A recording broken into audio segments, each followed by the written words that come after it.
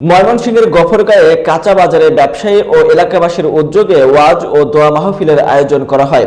এ সময় প্রধান অতিথি হিসেবে উপস্থিত ছিলেন মা মাটি মানুষের নেতা গফরগাঁওয়ের নিবেদিত প্রাণ বিএনপির সাবেক আহ্বায়ক এবি সিদ্দিকুর রহমান। বিস্তারিত দেখুন মনিরুজ্জামানের প্রতিবেদনে। এ সময় আরো উপস্থিত ছিলেন কৃষক দলের কেন্দ্রীয় কমিটির সহ সাংগঠনিক সম্পাদক সাদিকুর রহমান।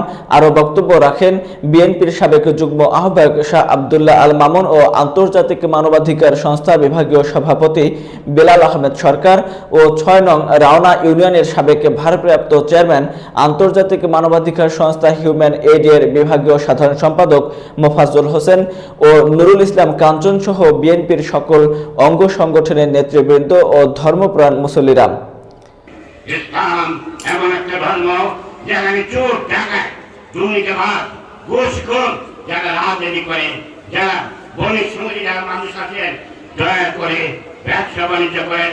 আমাদের বড় হুজুর মোহাম্মদ রাসূলুল্লাহ সাল্লাল্লাহু আলাইহি ওয়াসাল্লাম যে ব্যবসা করেছেন, উনি পরিষ্কার নির্দেশ দিয়ে গেছেন যে তোমরা এমনভাবে ব্যবসা করো, নিজের প্রবীণের জন্য তোমরা দরকার রাখো, কিন্তু জোর চুরি করে কোনো ব্যবসা করো না।